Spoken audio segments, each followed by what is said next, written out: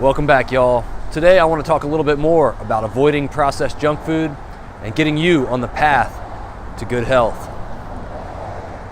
I made a video a couple weeks ago where I showed a bag of pretzel thins that I found at Trader Joe's that did not contain oil, and I basically described it as yellow light processed junk food. Something that you should avoid, but you can indulge in sparingly occasionally. For me personally, avoiding processed junk food has really revolved around not bringing it in my house. And I think it's a mistake for some people to even allow themselves the opportunity to have processed junk food around them. And that's what's worked for me the past few years, really.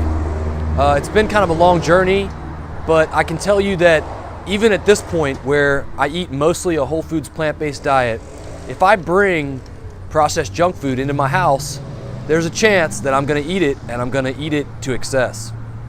And that's what happened last night. That's the purpose of this video. I wanna share this as a learning experience. I think many of you have probably gone through a very similar thing, and it's important to admit that none of us is perfect, and we make mistakes, and it's about getting back on that path towards good health.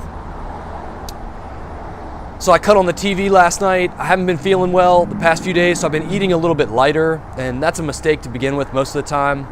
I'm reading Dr. Joel Fuhrman's book on super immunity, and he says that when you feel a cold coming on or the flu or something like that, it's better to eat light so that your body's not expending a lot of energy digesting food, and it's actually expending energy to, with your immune system to repair and fight whatever's come in and making you feel sick.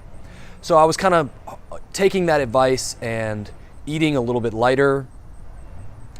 And I did eat dinner, had a full dinner, and I was pretty well satisfied, but I made a mistake. I cut the TV on in the evening, which might as well just not even do that.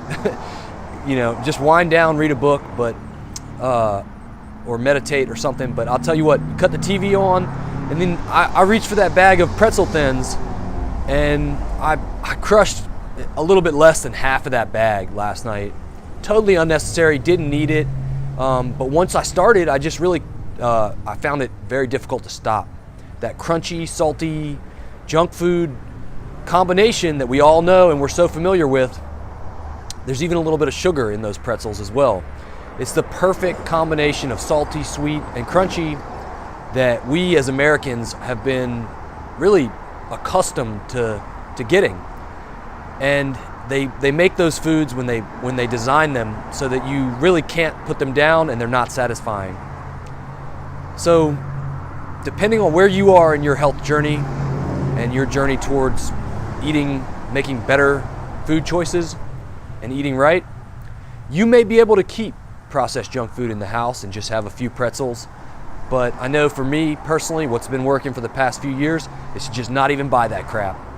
Don't keep it in the house, don't buy it, and then you don't eat it. And then you end up eating more healthy foods like whole carbohydrates, rice, potatoes, corn, oatmeal, bananas and dates, and fruits and vegetables, you name it. But if you keep that processed junk food in the house, don't be surprised when you overeat on it.